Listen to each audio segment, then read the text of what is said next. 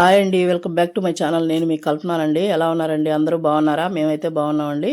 మీరందరూ బాగుండాలని కోరుకుంటున్నాను. ముందుగా ఇవాల్టి వీడియోలో అయితే క్యాప్సికమ్, టమాటా, ఫ్రైడ్ రైస్ అయితే చూపించానండి. చాలా బాగుంటుంది రెసిపీ, అయితే అస్సలు మిస్ అవ్వద్దు. తొందరగా చేసుకోవచ్చండి. అప్పటికప్పుడు కూర చేసుకునే టైం లేనప్పుడు ఈజీగా చేసుకునే రెసిపీ అయితే చూపించేస్తాను. ఇంకెందుకండి ఆలస్యం, వీడియోలోకి అయితే వెళ్ళిపోదాం. ఇప్పుడు మనం స్టవ్ చేసుకొని ఒక బాణలు పెట్టేసుకుందాం అండి. ఒక బాణలు పెట్టేసుకొని 2 స్పూన్ల ఆయిల్ అయితే వేసేసుకుందాం.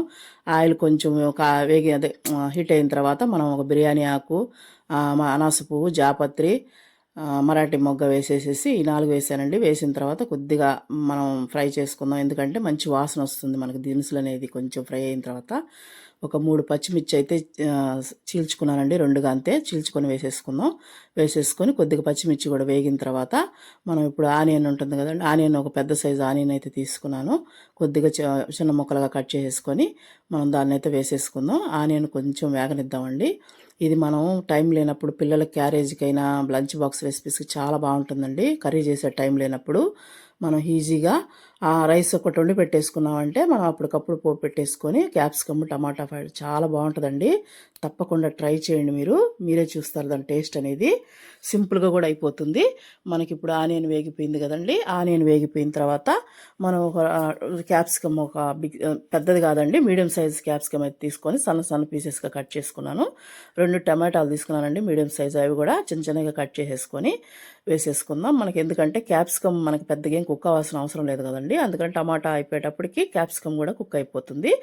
తర్వాత మనం ఒక హాఫ్ స్పూన్ నేను సాల్ట్ వేసుకున్నానండి. నేను రైస్లో కూడా సరిపడా వేసేసుకున్నాను ఇప్పుడే.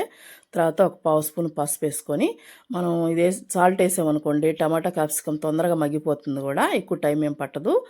తర్వాత మనకి వేసేసుకొని ఒకసారి బాగా కలిపేసుకొని మనం మీడియంలో పెట్టేసి కుక్ చేసేసుకున్నాం అంటే టమాటా బాగా మెత్తబడిపోతుందండి.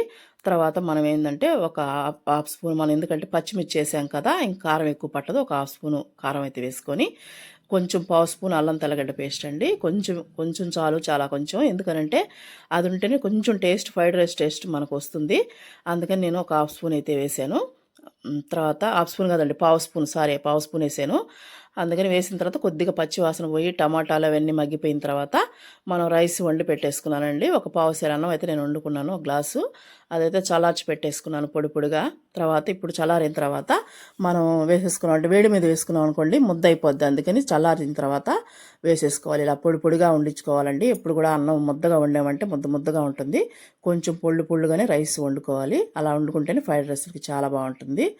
మనం ఎక్కువ మసాలా లేకుండా దీంట్లో సింపుల్గా చేసుకునేలాగా చేశానండి, కొద్దిగా వేసి.